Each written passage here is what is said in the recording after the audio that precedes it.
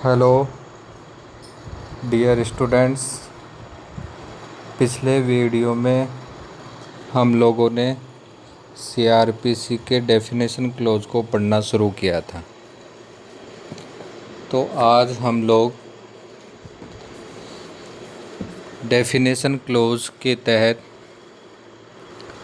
संज्ञेय अपराध एवं असंज्ञेय अपराध के बारे में पढ़ेंगे।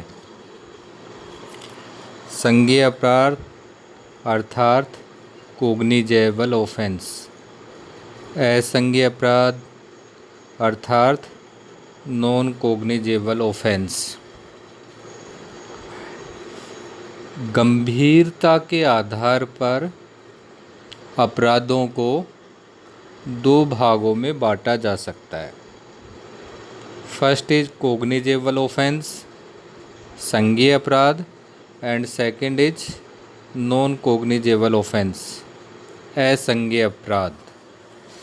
संज्ञेय अपराध की परिभाषा सीआरपीसी के सेक्शन 2C में दी गई है एवं असंज्ञेय अपराध की परिभाषा 2L में दी गई है।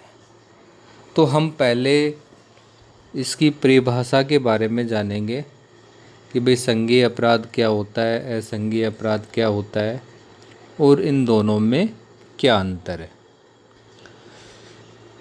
ये जो टॉपिक है ये LLB के हिसाब से भी इम्पोर्टेंट है एवं इसके अलावा प्रतियोगी परीक्षाएं जो होती है न्यायिक सेवा या दूसरी, उनमें भी कई बार पूछा हुआ क्वेश्चन है कि संज्ञेय एवं असंज्ञेय अपराध में क्या अंतर है। तो सबसे पहले हम चर्चा करेंगे संज्ञेय अपराध, कोग्निजेबल ऑफेंस क्या है। संज्ञेय अपराध का अर्थ ऐसे अपराध से है जो दंड प्रक्रिया की प्रथम अनुसूची में या अन्य विधि द्वारा संज्ञेय घोषित किया गया है एवं जिसमें पुलिस अधिकारी बिना वारंट के गिरफ्तार कर सकता है। ये संज्ञेय अपराध की परिभाषा हुई। अब हम लोग असंज्ञेय अपराध, नॉन कोग्निजेबल ऑफेंस की बात करते हैं। असंज्ञेय अपराध वे अपराध हैं जो संज्ञेय नहीं है एवं जिनके लिए या जिनमें पुलिस अधिकारी को बिना वारंट के गिरफ्तार करने की अधिकारिता या शक्ति नहीं होती है। अब हम लोग सेक्शन 2C एवं 2L का निष्कर्ष अगर निकालें तो संज्ञेय अपराध एवं असंज्ञेय अपराध में जो मूल अंतर है, बेसिक जो डिफरेंस है, वो पुलिस अधिकारी की गिरफ्तार करने की शक्ति को लेके है। संज्ञेय अपराध में पुलिस अधिकारी बिना वारंट के गिरफ्तार कर सकता है। इसका अर्थ यह भी निकला कि असंज्ञेय अपराध में पुलिस अधिकारी बिना वारंट के गिरफ्तार नहीं कर सकता। इससे हम ये समझे कि दोनों में संज्ञेय एवं असंज्ञेय अपराध में जो बेसिक डिफरेंस है वो पुलिस अधिकारी की गिरफ्तार करने की जो पावर है उसको लेकर है। कानून ये कहता है कि संज्ञेय अपराध में पुलिस अधिकारी किसी भी व्यक्ति को बिना वारंट के गिरफ्तार कर सकता है, अरेस्ट कर सकता है, लेकिन असंज्ञेय अपराध में पुलिस अधिकारी बिना वारंट के गिरफ्तार नहीं कर सकता है। अब क्वेश्चन यह पैदा होता है कि क्या यह जो नियम है कि असंज्ञेय अपराध में पुलिस अधिकारी किसी को बिना वारंट के गिरफ्तार नहीं कर सकता, ये जो नियम है क्या ये एब्सोल्यूट नेचर का है, निश्चायक प्रकृति का है? तो इसका आंसर हमें मिलता है जब हम सीआरपीसी के सेक्शन 42 को पढ़ते हैं। तो सीआरपीसी का सेक्शन 42 ये कहता है कि असंज्ञेय अपराध में भी किसी व्यक्ति को बिना वारंट के गिरफ्तार किया जा सकता है। धारा 42 के अंतर्गत असंज्ञेय अपराध के मामले में बिना वारंट के जब किसी व्यक्ति को गिरफ्तार किया जाता है तो गिरफ्तारी का जो उद्देश्य है, जो पर्पज है, वो इन्वेस्टिगेशन नहीं होता है, बल्कि उसकी पहचान करना होता है। अगर गिरफ्तार किया गया व्यक्ति अपना नाम पता बताने से इनकार करता है या गलत बताता है तो उसे गिरफ्तार कर लिया जाता है। अगर वो नाम पता सही बता देता है, अपना एड्रेस सही बता देता है, तो फिर उसको छोड़ दिया जाता है। अगर हम सीआरपीसी के सेक्शन 154 एक को पढ़ते हैं तो वहाँ पे ये है कि जो थाने का भारसाधक अधिकारी होता है, पुलिस इंचार्ज जो होता है, उसको एफआईआर केवल संज्ञेय अपराधों में ही की जाती है, असंज्ञेय अपराधों में नहीं। इससे हम ये समझे कि एफआईआर जो होती है वो कोग्निजेबल ऑफेंस संज्ञेय अपराध में ही दर्ज की जाती है। असंज्ञेय अपराध है, अगर नॉन कोग्निजेबल ऑफेंस है तो उसमें एफआईआर नहीं होती है।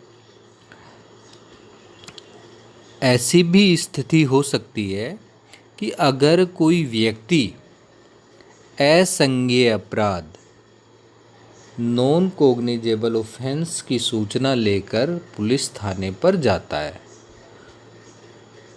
तो पुलिस अधिकारी जो वहाँ का इंचार्ज है वो एफआईआर नहीं लिखेगा, बल्कि वह उसे रोज नामचे में दर्ज कर लेगा तथा उस व्यक्ति को सलाह देगा कि आप मजिस्ट्रेट के पास जाइएगा और वहाँ पर परिवाद कीजिएगा। अब हम संज्ञेय अपराध एवं असंज्ञेय अपराध में क्या अंतर है इसके बारे में देखेंगे, जानेंगे।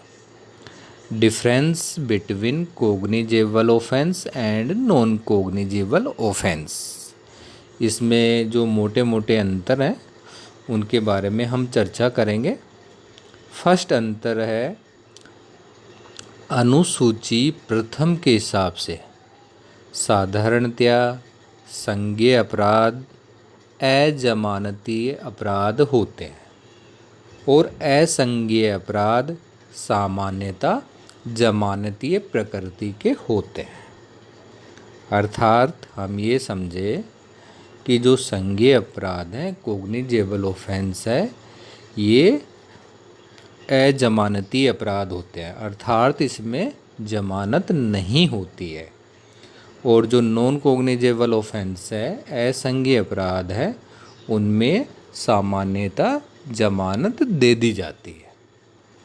सेकंड डिफरेंस जो है वो ये हो सकता है कि संज्ञेय अपराध चूँकि गंभीर प्रकृति के मामले हैं, इसलिए ऐसे मामलों में ट्रायल विचारण करने के लिए सीआरपीसी में दंड प्रक्रिया संहिता में सत्र न्यायालय का विचारण या वारंट ट्रायल जिसको हम बोलते हैं वो विहित किया हुआ है। असंज्ञेय अपराध के मामलों में सम्मन विचारण होता है या संक्षिप्त विचारण समरी ट्रायल होता है। तीसरा जो डिफरेंस है, संज्ञेय अपराधों के मामलों में पुलिस विभाग, या हम ये कहें कि जो संज्ञेय अपराध के मामले हैं ये पुलिस विभाग के माध्यम से इन्वेस्टिगेशन पूरा होने के पश्चात सीआरपीसी की धारा 173 के अंतर्गत चालान के रूप में न्यायालय में जाते हैं। जबकि असंज्ञेय अपराध है, नॉन कोग्निजेबल ऑफेंस के जो मामले हैं वो सीधे ही परिवाद के माध्यम से मजिस्ट्रेट या न्यायालय के पास जाते हैं और सीआरपीसी की धारा 190 के अंतर्गत मजिस्ट्रेट परिवाद के आधार पर संज्ञान ले सकता है। ये बेसिक डिफरेंस हैं संज्ञेय एवं असंज्ञेय अपराध में, जो कि काफ़ी इम्पोर्टेंट है और प्रतियोगी परीक्षाओं में पूछे जाते हैं। तो इन डिफरेंस को, संज्ञेय अपराध असंज्ञेय अपराध क्या होता है, इसको हम समझेंगे अच्छी तरह से, और कोई प्रॉब्लम हो तो हम अगले वीडियो में उसको डिस्कस करेंगे। Okay, thank you.